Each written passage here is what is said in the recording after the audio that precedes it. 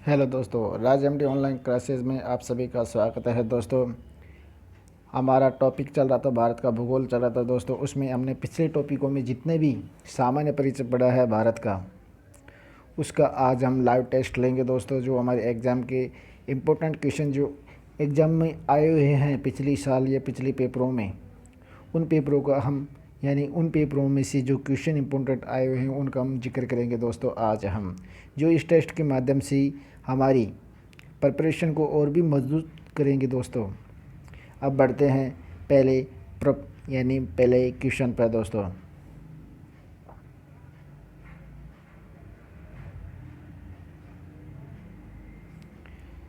दोस्तों इसमें आता है पहला क्वेश्चन आता है। दोस्तों, भारत के अन्य नाम कौन कौन से हैं। दोस्तों, भारत के अन्य नाम हमने आपको बताया गया था। दोस्तों, आर्यवत के नाम से भी जाना जाता है। दोस्तों, जम्मूवत द्वीप को भी जाना जाता है। दोस्तों, भारत को जम्मू भारत किस द्वीप पे बसा हुआ है। दोस्तों, जम्मूवत द्वीप पे बसा हुआ है। दोस्तों, भारत इसे भारतवर्ष के नाम से भी जाना जाता है। दोस्तों, किसे भारतवर्ष के नाम से भी जाना जाता है। दोस्तों, भारत को हिंदुस्तान के नाम से भी जाना जाता है। दोस्तों, किसके नाम से जाना जाता है। दोस्तों, हिंदुस्तान के नाम से भी जाना जाता है। दोस्तों,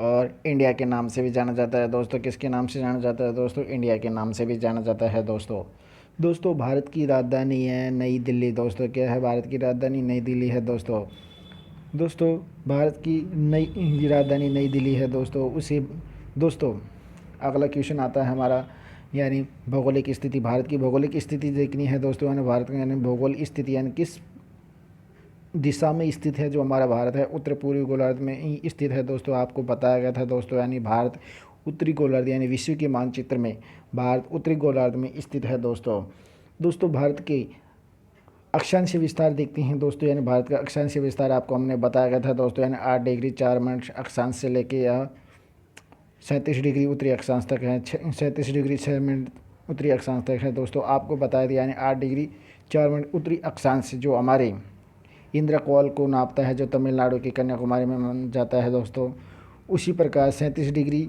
6 मिनट जो हमारे जम्मू कश्मीर को नापता है, लद्दाख के नापता है। दोस्तों, जिसे इंद्रकोल भी कहा जाता है। दोस्तों, इंद्रपोल कहा जाता है। दोस्तों, से ये हमारा उत्तरी अक्षांश है। दोस्तों, अगला टॉपिक लेते हैं। दोस्तों,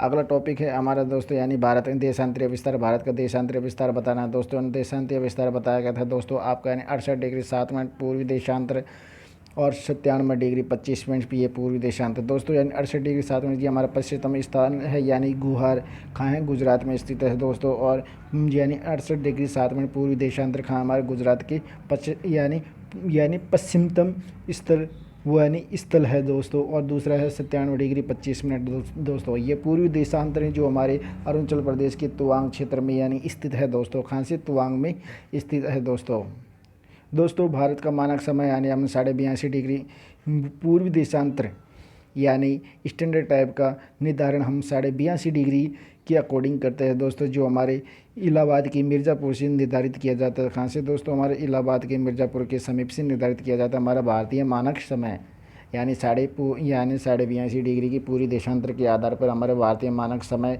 इलाहाबाद की मिर्ज़ापुर से निर्धारित किया जाता है। दोस्तों, ये ग्रीनविच मध्य समय से 5.5 घंटे आगे है। दोस्तों, जीएमटी टाइम से हमें विश्व का समय है जो हमारा जीएमटी ग्रीनविच उससे 5.5 घंटे आगे है।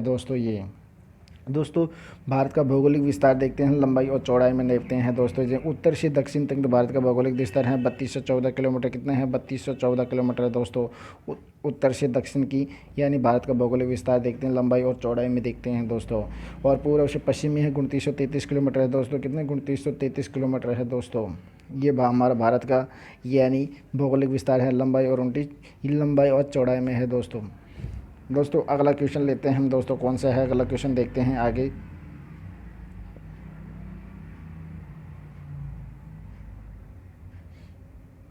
दोस्तों, हमारा अगला क्वेश्चन है स्थलीय सीमा। दोस्तों, हमारी स्थलीय सीमा भारत की स्थलीय सीमा, ये भौगोलिक स्थलीय सीमा हमारी है 15,000 200 किलोमीटर कितनी है दोस्तों हमारी, यानी 15,200 किलोमीटर है दोस्तों। कितनी? 15,200 किलोमीटर है दोस्तों।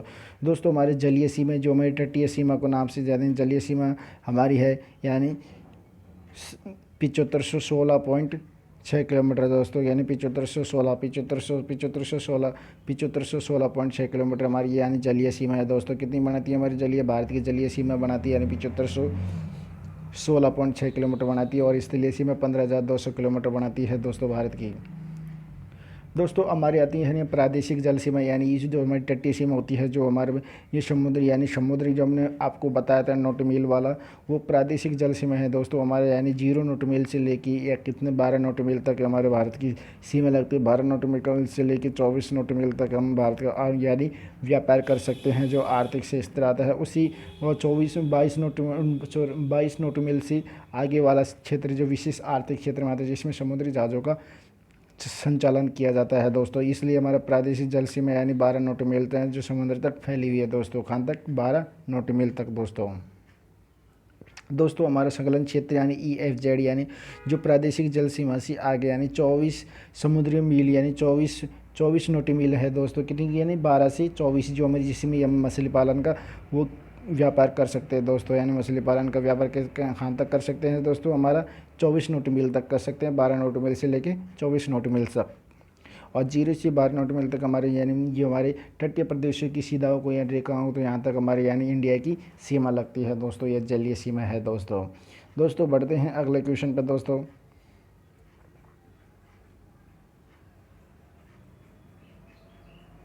अगला क्वेश्चन है दोस्तों, हमारा अगला क्वेश्चन है दोस्तों, यानी अन्य आर्थिक क्षेत्र जो यानी सेज ई वाला ये संकलन क्षेत्र हमारे 200 नोट मील तक है दोस्तों। कहाँ तक हमारा है? 200 नोट मील तक है दोस्तों, 200 नोट मील तक है दोस्तों। और दोस्तों अगला क्वेश्चन यानी ये आता है, भारत की जलवायु किस प्रकार की है दोस्तों? हमारे भारत की जलवायु उष्णकटिबंधीय जलवायु है दोस्तों। कौन सी? उष्णकटिबंधीय मानसूनी जलवायु है दोस्तों भारत की जी। अगला यही क्वेश्चन है दोस्तों, यानी हमारे एग्जाम में पूछ लिया जाता है भारत की जलवायु किस प्रकार की है दोस्तों, उसमें आपको बताना है यानी उष्णकटिबंधीय मानसूनी जलवायु है दोस्तों। भारत का क्षेत्रफल आपको बताना है दोस्तों कितना है, यानी 32,87,263 वर्ग किलोमीटर है दोस्तों। कितनी है? 32,87,200 वर्ग किलोमीटर हमारा भारत का क्षेत्रफल है दोस्तों। दोस्तों हम विश्व के कुल क्षेत्र का प्रतिशत यानी भारत का क्षेत्रफल है जो विश्व के कुल प्रतिशत क्षेत्रफल है, हम 2.4% रखते हैं दोस्तों। कितने? विश्व का हम कितने रखते हैं? कुल क्षेत्रफल में से यानी 2.4% क्षेत्रफल रखते हैं दोस्तों। दोस्तों बढ़ते हैं अब अगले क्वेश्चन पर दोस्तों। अब दोस्तों हमारा अगला क्वेश्चन यानी भारत की जनसंख्या कितनी क्या है दोस्तों? भारत की जनसंख्या यानी 1 अरब से ऊपर है, जो विश्व की जनसंख्या का हम कितने प्रतिशत रखते हैं? यानी 17.7% रखते हैं दोस्तों। कितने प्रतिशत रखते हैं? 7% रखते हैं दोस्तों, 7% रखते हैं दोस्तों, 17.7% रखते हैं दोस्तों। विश्व का हम कितने? 17.7% रखते हैं, विश्व की कुल जनसंख्या का प्रतिशत रखते हैं। और जनसंख्या की दृष्टि से भारत में यानी दूसरे नंबर पर है दोस्तों। कितनी? कौन से नंबर पर? दूसरे नंबर पर है दोस्तों। दोस्तों अगला क्वेश्चन हमारा आता है दशकीय जनसंख्या वृद्धि, यानी भारत की दशकीय जनसंख्या वृद्धि रहती है 17.7% आती है, जो 2001 से लेकर 2011 के निर्धारण करती है दोस्तों। कब तक आती है? यानी दशकीय जनसंख्या वृद्धि दर हमारी दशकीय जनसंख्या वृद्धि दर है 17.7% आती है, और विश्व की कुल जनसंख्या का प्रतिशत भारत में रखता है 17.7% रखता है, कुल क्षेत्रफल का 2.4% रखता है दोस्तों। दोस्तों भारत की लिंग अनुपात कितना है? यानी भारत का लिंग अनुपात है यानी 943 प्रति हज़ार पुरुषों पर, यानी 943 प्रति हज़ार पुरुषों पे, यानी 943 प्रति हज़ार पुरुषों पे, यानी स्त्रियों की संख्या कितनी है दोस्तों? यानी 1000 पुरुषों पे यानी 943 ही प्रति हज़ार रह गई है दोस्तों। भारत का लिंग अनुपात हमारा है 943 है दोस्तों। कितना है? 943 है दोस्तों भारत का लिंग अनुपात, यानी 943 प्रति हज़ार पुरुषों पर दोस्तों। अब आप बढ़ते हैं अगले क्वेश्चन पर दोस्तों। अगला क्वेश्चन है दोस्तों हमारा आता है, अगला क्वेश्चन है शिशु लिंग अनुपात है दोस्तों। कौन सा आता है हमारा? शिशु। दोस्तों अगला क्वेश्चन हमारा है दोस्तों, यानी भारत का शिशु लिंग अनुपात कितना है दोस्तों? यानी भारत का लिंग शिशु अनुपात है दोस्तों हमारा है 918 प्रति हज़ार पुरुषों पर लिंग अनुपात है दोस्तों। हमारा शिशु लिंग अनुपात कितना है दोस्तों? हमारा यानी 918 प्रति हज़ार पुरुषों पर है दोस्तों।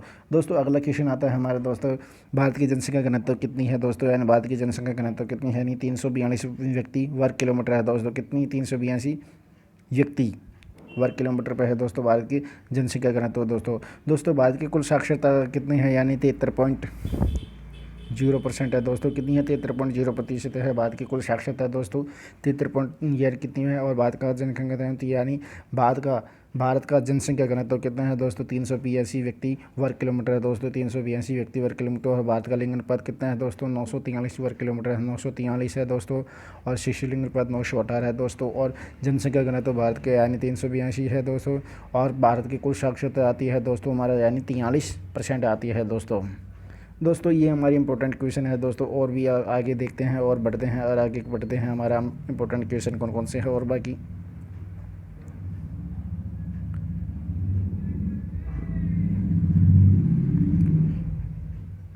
दोस्तों हमारा अगला क्वेश्चन आता है इंपॉर्टेंट क्वेश्चन यानी भारत की पुरुष साक्षरता यानी पुरुष साक्षरता कितने प्रतिशत है दोस्तों? यानी भारत की पुरुष साक्षरता यानी 80.9% है दोस्तों। कितनी यानी कुल साक्षरता आती है हमारे यानी 73.0% आती है दोस्तों भारत की पुरुष यानी साक्षरता कितनी है? 80.9% आती है दोस्तों। और महिला साक्षरता 64.6% आती है यानी 64.6% आती है दोस्तों भारत की अनुसूचित जाति यानी अनुसूचित जाति जनसंख्या कितनी है दोस्तों? यानी अनुसूचित जनजाति यानी इनका प्रतिशत है दोस्तों हमारा आता है यानी 16.6% आता है। कितने? यानी 16.6% आता है भारत की अनुसूचित जाति आती है दोस्तों। अनुसूचित जाति यानी SC की आती है दोस्तों हमारे आती है 16.6% यानी 16 आती है हमारी 16.6% आती है दोस्तों हमारा अनुसूचित जनजाति आती है दोस्तों हमारा ST आती है दोस्तों हमारा ST आती है यानी 8.6% भारत में निवास करती है दोस्तों। कितनी है हमारी अनुसूचित जनजाति है दोस्तों? यानी 8.6% दोस्तों। कितनी है? 8.6% दोस्तों। और भारत की पुरुष साक्षरता आती है हमारा 80% आती है। कितने दोस्तों? 80%, 9% आती है, 80.9% आती है। महिला साक्षरता 64.4% आती है दोस्तों। अब बढ़ते हैं अगले क्वेश्चन पर दोस्तों।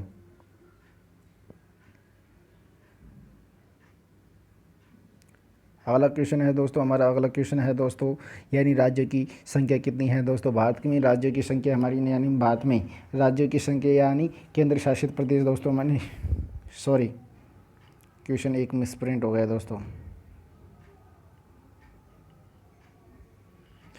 हमारे केंद्र शासित प्रदेश यानी भारत के केंद्र शासित प्रदेश कितने बताए गए? केंद्र शासित यूटी बताया दोस्तों हमारी इसमें 9 है दोस्तों। अब वर्तमान में कितने हैं दोस्तों? यह वर्तमान में 8 है दोस्तों। कितने हैं? 8 है दोस्तों। कितनी? 8 है दोस्तों। 8 है वर्तमान में। क्योंकि लद्दाख को और ये सिंह क्योंकि दादर नागर हवेली और दमन दीव को मिला दिया है दोस्तों एक।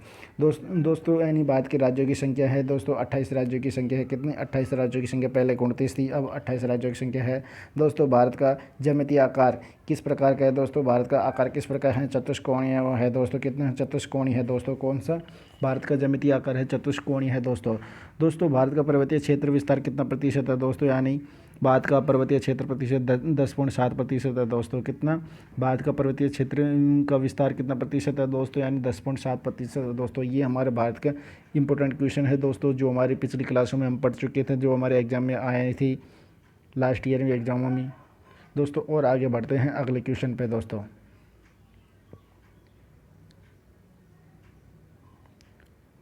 हमारा अगला क्वेश्चन आता है यानी भारत का पहाड़ी क्षेत्र का विस्तार कितना प्रतिशत हुआ है दोस्तों? यानी 16.6% है दोस्तों। कितना? कौन सा?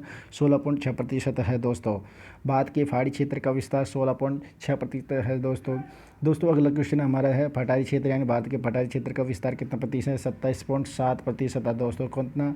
27.7% है दोस्तों भारत का पठारी क्षेत्र का विस्तार कितना है? 27.7% है दोस्तों अगला क्वेश्चन आता है दोस्तों यानी भारत का मैदानी क्षेत्र विस्तार बताना है। ये मैदानी क्षेत्र का विस्तार कितना प्रतिशत है दोस्तों? हमारा 43 यानी 0% है दोस्तों। कितना? 43.0% है दोस्तों हमारा अगला क्वेश्चन आता है यानी भारत को कितने राज्यों यानी भारत के कितने राज्यों से कर्क रेखा गुजरती है दोस्तों? भारत के यानी 8 राज्यों से कर्क रेखा गुजरती है। कितने राज्यों से गुजरती है दोस्तों? 8 राज्यों से गुजरती है, जिसको आप लोग को हमने एक ट्रिक बताई थी दोस्तों यानी गुराम सजा पतरे में। क्या थी ट्रिक? वो थी गुराम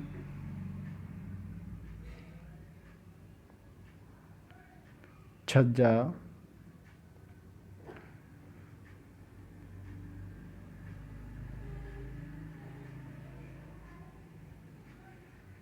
गुराम छज्जा पतरे में।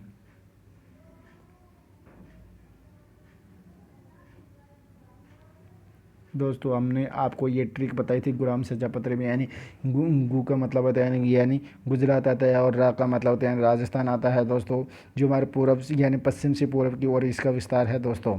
और ये कहा था मैं, यानी मैं से यानी ग्राम सज्जा पत्र में, यानी मैं से आता है मध्य प्रदेश आता है दोस्तों, और छः से छत्तीसगढ़ आता है दोस्तों, पै से पश्चिम बंगाल आता है दोस्तों, और ती से त्रिपुरा आता है दोस्तों, और मी से मिजोरम आता है दोस्तों। ये हमारे 8 राज्यों से कर्क रेखा गुजरती है दोस्तों। कितने राज्यों से? 8 राज्यों से कर्क रेखा गुजरती है दोस्तों। अब बढ़ते हैं अगले क्वेश्चन पर दोस्तों।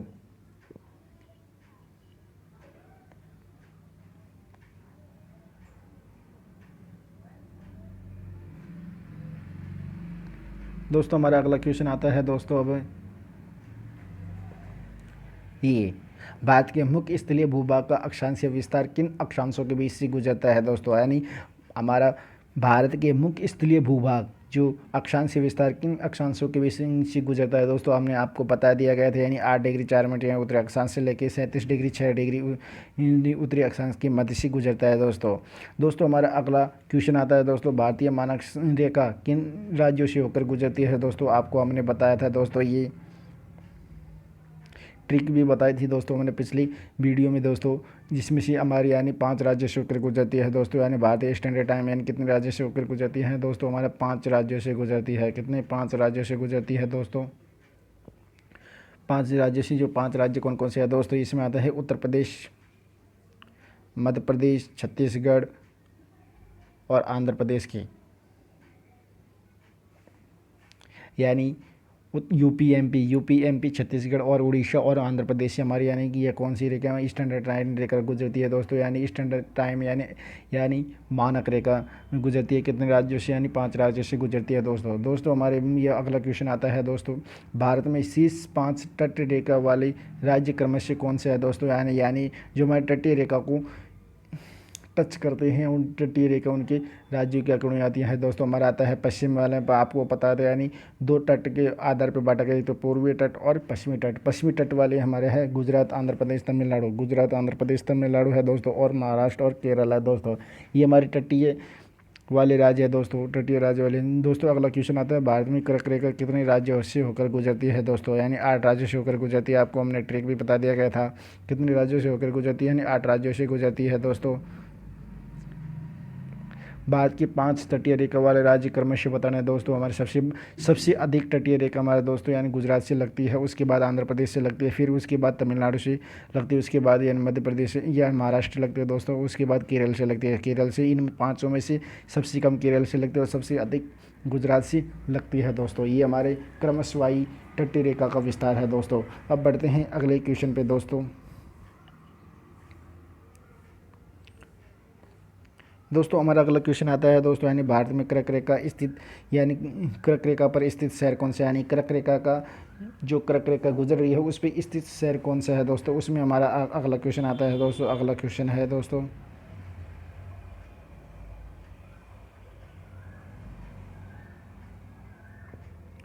यानी भारत में कर्क रेखा पर स्थित शहर कौन सा है दोस्तों? हमारा रांची है। रांची है दोस्तों। कहाँ की है? रांची। दोस्तों हमारा अगला क्वेश्चन है दोस्तों, यानी त्रिपुरा और बांग्लादेश की सीमा को कौन सी उप प्रदान की गई? यानी शून्य रेखा प्रदान की, यानी जीरो लाइन प्रदान की गई दोस्तों। यानी त्रिपुरा और बांग्लादेश की सीमा को कौन सी उपमा प्रदान की गई है दोस्तों? इसमें आते हैं शून्य रेखा यानी जीरो लाइन प्रदान की गई है दोस्तों। दोस्तों हमारा अगला क्वेश्चन आता है दोस्तों, यानी पाकिस्तान किस रेखा के सहारे कच्छ के रन का बंटवारा चाहता है दोस्तों? यानी ये 24 अक्षांशीय रेखा के अकॉर्डिंग चाहता है। कौन सी रेखा? जो हमने अक्षांशीय 24 अक्षांशीय, ये पाकिस्तानी विवादित बिंदु की, इसके बारे में आपने भी चर्चा की गई थी दोस्तों। दोस्तों हमारा अगला क्वेश्चन आता है दोस्तों, सर रेडक्लिफ के द्वारा भारत पाक के मध्य अंतर्राष्ट्रीय सीमा का निर्धारण कब किया गया था दोस्तों? 15 अगस्त 1947 को किया गया था दोस्तों। कब किया गया था? 15 अगस्त 1947 को किया था। किसके द्वारा किया गया था? भारत और पाकिस्तान के मध्य किया गया था। जो किसके द्वारा निर्धारण किया था? रेडक्लिफ के द्वारा किया गया, सर रेडक्लिफ के द्वारा दोस्तों। इसी अंतर्राष्ट्रीय सीमा का निर्धारण किया गया था 15 अगस्त 1947 को दोस्तों। अब बढ़ते हैं अगले क्वेश्चन पर दोस्तों।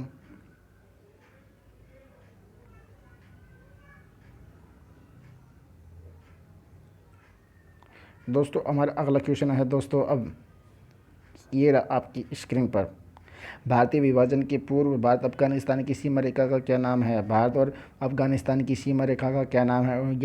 यानी डूरंड रेखा है दोस्तों। किस नाम से जाना जाता है? भारत और अफगानिस्तान के बीच की रेखा को डूरंड के नाम से जाना जाता है। पूर्व भारत और अफगानिस्तान सीमा की रेखा किस नाम से जानी जाती है? डूरंड रेखा के नाम से जाना जाता है दोस्तों आपको मैकमोहन रेखा का निर्धारण कब किया गया था? यानी 27 अप्रैल 1914 किया गया था। ये चीन के साथ लगती है दोस्तों। किसके साथ लगती है दोस्तों? ये चीन के साथ लगती है दोस्तों, मैकमोहन रेखा। अगला क्वेश्चन है दोस्तों हमारे, भारत की सर्वाधिक लंबी स्थलीय अंतर्राष्ट्रीय सीमा किस देश के साथ लगती है? सर्वाधिक यानी स्थलीय सीमा, सर्वाधिक स्थलीय लंबी सीमा हमारे बांग्लादेश के साथ लगती है दोस्तों। किस देश के साथ लगती है अंतर्राष्ट्रीय स्थलीय सीमा? सबसे अधिक यानी बांग्लादेश के साथ लगती है दोस्तों सबसे छोटा राज्य भारत, दोस्तों सबसे छोटा राज्य कौन सा है भारत का सबसे छोटा राज्य हमारा गोवा है, जिसका वर्ग क्षेत्र यानी 3702 वर्ग किलोमीटर है। उसका क्षेत्रफल कितना है दोस्तों? यानी 3702 वर्ग किलोमीटर है दोस्तों, जो भारत का सबसे छोटा राज्य के रूप में जाना जाता है दोस्तों। और सबसे बड़ा राज्य के रूप में महाराष्ट्र यानी राजस्थान को जाना जाता है, जिसका 3,42,239 वर्ग किलोमीटर है। कितना है? 3,43,239। ये हमारा सबसे बड़ा है राजस्थान। इसका क्षेत्रफल है दोस्तों कितना? राजस्थान का। और सबसे छोटा गोवा है, उसका क्षेत्रफल है 3,702 वर्ग किलोमीटर है। तो कितना? 3,702 वर्ग किलोमीटर है दोस्तों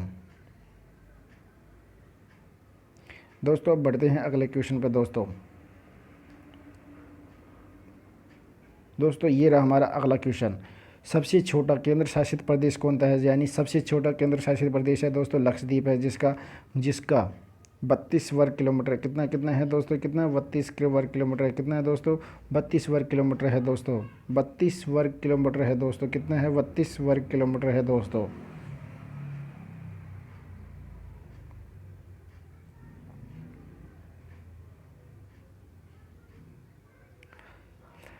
हमारा अगला क्वेश्चन आता है, यानी भारत का सबसे बड़ा जिला कौन सा है?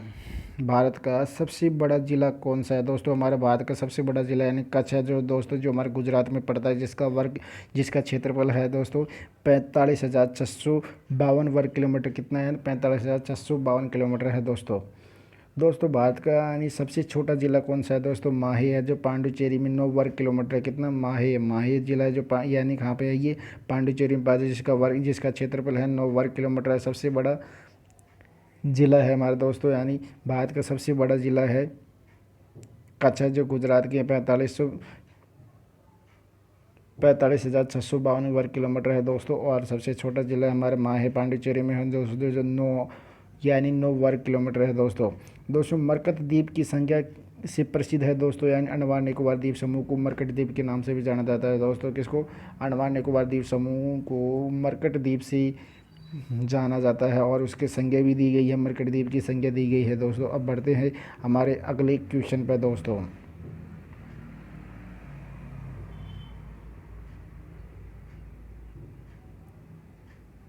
हमारा अगला क्वेश्चन है दोस्तों, वो हमारा यानी ऑपरेशन मेघदूत संबंधित है दोस्तों। यानी ऑपरेशन मेघदूत यानी ऑपरेशन मेघदूत यानी किसके साथ है दोस्तों? ये हमारे पाकिस्तान के साथ है दोस्तों। यानी पाकिस्तान के साथ क्या एक सियाचिन ग्लेशियर को लेकर पाकिस्तान और भारत के बीच में आपसी मतभेद हो गए थे दोस्तों। कौन सा हो गया था? आपसी मतभेद हो गए थे। ऑपरेशन मेघदूत ये कब किया था? 1947 की बीच की चर्चा है दोस्तों हमारा अगला क्वेश्चन आता है, यानी हिंद महासागर के तटीय देशों में किस देश की तटीय रेखा सर्वाधिक लगती है दोस्तों? यानी हिंद महासागर के तटीय देशों में किस देश की सर्वाधिक लंबी सीमा लगती है दोस्तों? भारत की लगती है। तो कौन से देश की लगती है दोस्तों? हमारी हिंद महासागर तटीय प्रदेशों में यानी भारत की सबसे बड़ी लंबी सीमा लगती है दोस्तों हमारा अगला क्वेश्चन है दोस्तों, यानी भारत के किस प्रदेश की सीमा म्यांमार से सर्वाधिक स्पर्श करती है? अरुणाचल प्रदेश की करती है दोस्तों। कौन से प्रदेश की जो म्यांमार से सर्वाधिक स्पर्श करती है दोस्तों? अरुणाचल प्रदेश से करती है दोस्तों।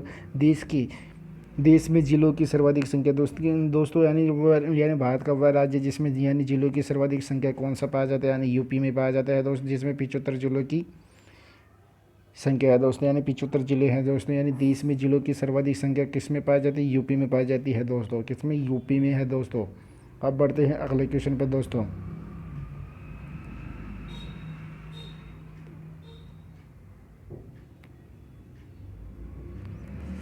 दोस्तों हमारा अगला टॉपिक है दोस्तों यानी भारत के भौतिक प्रदेश। दोस्तों कौन क्या है हमारे दोस्तों यानी भारत के भौतिक प्रदेश। दोस्तों भारत के भौतिक प्रदेशों को दोस्तों हम दो भागों में बांट सकते हैं दोस्तों। एक तो है भौतिक दृष्टि से और दूसरा है यानी बनावटी या यानी संरचना की दृष्टि से या बनावटी या संरचना की दृष्टि से बांट सकते हैं दोस्तों। किस नाम से बांट सकते हैं? दो नाम से बांट सकते हैं दोस्तों, दो आकारों में बांट सकते हैं भारत के भौतिक प्रदेशों को दोस्तों भारत के भौतिक प्रदेश यानी भौतिक प्रदेश जो यानी भौतिक दृष्टि से यानी 4 भागों में बांटा गया है दोस्तों।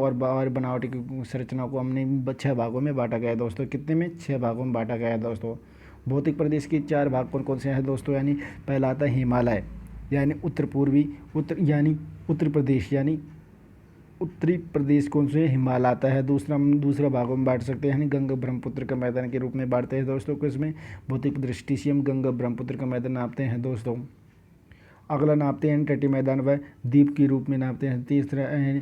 तीसरा है तटीय मैदान व द्वीप समूह के रूप में बांटते हैं दोस्तों। चौथा हमारा है प्रायद्वीपीय पठारी के भाग के बांटते हैं दोस्तों। जो हमारे दक्षिणी भाग में पाए जाते हैं तटीय मैदान या द्वीप समूह पाए जाते हैं हमारी कौन सी यानी पूरी ये कौन से पाए जाते हैं? हमारी दक्षिणी पूर्वी पाए जाते हैं ये दोस्तों। और उसको हमारा पूर्वी गंगा ब्रह्मपुत्र के मैदान के नाम से भी जाना जाता है दोस्तों हम बनावट व संरचना की दृष्टि से भारत के भौतिक प्रदेशों को 6 भागों में बांटा गया था दोस्तों, जिसमें से ए और बी हिमालय और गंगा ब्रह्मपुत्र का मैदान और प्रायद्वीपीय पठारी हमारे 6 भागों में सम्मिलित होते हैं दोस्तों। और इसके बाद की है पश्चिमी मरुस्थल को भी अलग नामों से जाना जाता है। एक है चौथा भाग बांटा गया दोस्तों हमने यानी पश्चिमी मरुस्थल के नाम से बांटा गया दोस्तों। और 5वां तटीय मैदान के रूप में बांटा गया है दोस्तों। कौन सा? तटीय मैदान के रूप में बांटा गया है। और छठा हमने द्वीप समूह के रूप में बांटा गया है दोस्तों। ये हमने यानी बनावट व संरचना की दृष्टि से हमने 6 भागों में हमारे भारत के भौतिक प्रदेशों को बांटा गया है दोस्तों। ये हमारी टेबल सारणी है दोस्तों। इसके माध्यम से हमने आपको सरल तरीके से समझाने की कोशिश की है दोस्तों बढ़ते हैं हम आगे ये में से एक बिंदु को और हल करते हैं दोस्तों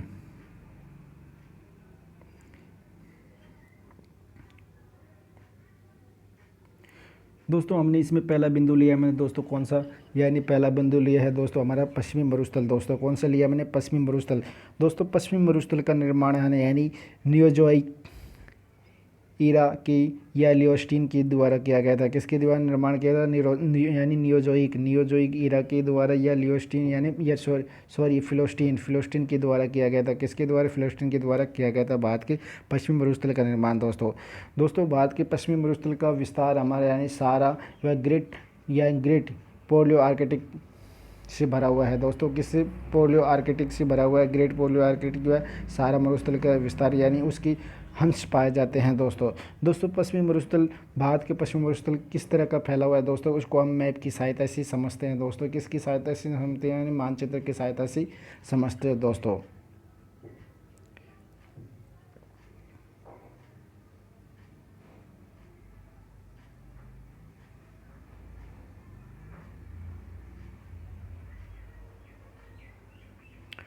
हमने ये हमारे यानी मानचित्र के माध्यम से हमने भारत के यानी पश्चिमी मरुस्थल को हम इसकी कैसा विस्तार है और किस प्रकार का विस्तार है और कहाँ से आया है इस प्रकार का हम इस अब समझेंगे दोस्तों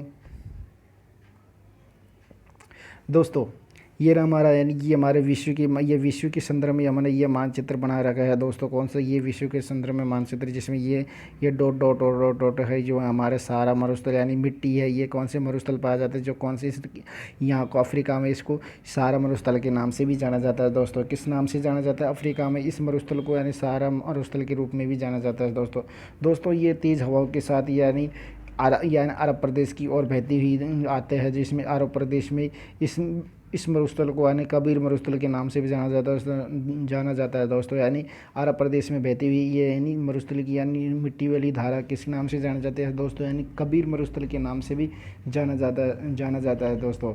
इन दोनों के बीच में यानी अफ्रीका और अरब प्रदेश के बीच वाला इससे जो लाल सागर के रूप में जाना जाता है दोस्तों। किसके रूप में जाना जाता है? यानी लाल सागर के रूप में जाना जाता है दोस्तों यह मरुस्थल अरब प्रदेश से धीरे धीरे यानी भारत की ओर बढ़ते हुए भारत की ओर बढ़ने से पहले यानी पाकिस्तान में जाता है दोस्तों। पाकिस्तान बीच में पड़ता है। पाकिस्तान में यानी इस नाम को यानी इस मरुस्थल को यानी चालिस्तान मरुस्थल के नाम से भी जाना जाता है दोस्तों। किस नाम से जाना जाता है? यानी चालिस्तान चालिस्तान नाम से जाना जाता है दोस्तों। जो पाकिस्तान में इस मरुस्थल को किस नाम से जाना जाता है? चालिस्तान के नाम से भी जाना जाता है दोस्तों। दोस्तों हम ये यानी धीरे पाकिस्तान से पार करने के बाद ये मरुस्थल धीरे धीरे यानी मिट्टी के कण या मिट्टी की हवा के साथ बहते हुए ये भारत में प्रवेश करता है दोस्तों। भारत में प्रवेश करने के बाद में इसी पश्चिमी भारत या पश्चिमी में इसी थार के मरुस्थल के नाम से जाना जाता है दोस्तों। किस नाम से जाना जाता है? थार के मरुस्थल के नाम से जाना जाता है दोस्तों। ये हमारा यानी मानचित्र के माध्यम से हमने पश्चिमी मरुस्थल को आपको समझाने की कोशिश किया। इसका और विवरण और अगले मानचित्र में हम डिटेल के रूप में पढ़ते हैं दोस्तों। अब आगे बढ़ते हैं इसके अगले मानचित्र में दोस्तों। किसमें? इसी की अगले मानचित्र में हमने आपके लिए अलग अलग डिवाइड किया हुआ है दोस्तों। अब बढ़ते हैं दोस्तों। हमने आपको पहले ही बताया गया था ये विश्व का मानचित्र है दोस्तों। जो हमारी सारा मरुस्थल बहता हुआ यानी कहाँ पे, यानी अफ्रीका में सारा मरुस्थल के नाम से जाना जाता है। और वहाँ से बहते हुए लाल सागर को पार करते हुए अरब प्रदेश में पहुँचता है। अरब प्रदेश में से कबीर मरुस्थल के नाम से जाना जाता है दोस्तों। ये आपको हमने बता चुके थे। और अरब प्रदेश से गुजरता हुआ मानसून ये हमारे पाकिस्तान में यानी पाकिस्तान में पहुँचता है। पाकिस्तान में ये चालिस्तान के नाम से भी जाना जाता है। चालिस्तान मरुस्थल के नाम से जाना जाता है। चालिस्तान पाकिस्तान को पार करते हुए ये राजस्थान यानी भारत में पश्चिमी में पहुंचता है। जो इसी थार के मरुस्थल के नाम से जाना जाता है। किसी थार के मरुस्थल के नाम से जाना जाता है दोस्तों ये थार के मरुस्थल में भारत में ये थार के मरुस्थल भारत का विस्तार बताते हैं दोस्तों। भारत में थार का मरुस्थल यानी 62 पॉइंट भूभाग पर फैला हुआ है दोस्तों। कितने? 62% भूभाग पर फैला हुआ भारत में। यानी ये थार मरुस्थल कितने % पर फैला हुआ है दोस्तों? ये भारत के 62% भाग पर फैला हुआ है दोस्तों। 62% भी यानी अकेले राजस्थान में 61.11% इस पर फैला हुआ है दोस्तों। कितने? 61.11% पर अकेले राजस्थान में है दोस्तों इसका। और शेष बचा हुआ प्रतिशत यानी पंजाब, हरियाणा और गुजरात में फैला हुआ दोस्तों। पंजाब में और हरियाणा में और गुजरात में फैला हुआ दो 62 में से यानी 1% यानी 61.11% के लिए राजस्थान में फैला हुआ है दोस्तों। और 62 में से जो शेष बचा वो जो हमारे पंजाब, हरियाणा और गुजरात में फैला हुआ है दोस्तों। ये हमारे आपको हमने भारतीय मरुस्थल यानी पश्चिमी मरुस्थल को आपको बिल्कुल मैप यानी मानचित्र की सहायता से बहुत सरल तरीके से समझाया गया है दोस्तों। नमस्कार दोस्तों, ये हमारा आज का टॉपिक था दोस्तों। अब बढ़ते हैं आगे वाले कल के टॉपिक में। कल चर्चा करेंगे आगे भौतिक प्रदेशों के बारे में दोस्तों। और हमारे चैनल को सब्सक्राइब नहीं किया तो सब्सक्राइब जरूर करना दोस्तों। धन्यवाद दोस्तों।